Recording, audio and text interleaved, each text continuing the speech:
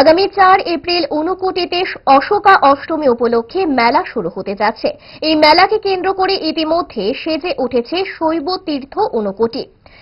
ঐতিহ্যবাহী এই মেলায় জাতি উপজাতির মিলন ক্ষেত্রে পরিণত হয়। ইতিমধ্যে ঊনকোটিতে আসতে শুরু করেছে সাধু সন্ন্যাসীরা। তৈরি করা হচ্ছে ব্যবসায়ীদের জন্য স্টল। আলোকসজ্জার কর্মীরা ব্যস্ত ঊনকোটিকে আলোয় সাজিয়ে তুলতে। মেলাকে কেন্দ্র করে প্রশাসনের আধিকারিকরাও বর্তমানে চূড়ান্ত ব্যস্ত। আজ ঊনকোটিতে গেলে দেখা যায় রাজ্য সহ বহিরাজ্যের অনেক দর্শনার্থীরা ঊনকোটি দেখতে এসেছেন। অনেকেই বলেন পাহাড়ের মাঝে খোদাই করা এ ধরনের মূর্তি পাওয়া দুর্লভ। তারা ঊনকোটির সৌন্দর্য দেখে মুগ্ধ হয়েছেন। মেলাকে কেন্দ্র করে সাধারণ নাগরিক এবং ব্যবসায়ীদের মধ্যে বাড়তি উৎসাহ লক্ষ্য করা গেছে।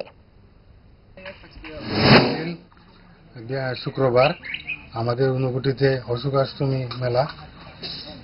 এই মেলাতে প্রচুর দোকানপাট বাইরে থেকে আসে, মানুষজনও আসে। সেখানে প্রচুর লোকের সমাগম হয়। এখানে আপনারা সবাই ত্রিপুরাবাসী আসবেন, এসে দেখে যাবেন। এখানে এই তীর্থ পবিত্র তীর্থ। এখানে অল ইন্ডিয়া ভিত্তিক মানুষ সবাই আসে, বাইরে থেকেও আসে।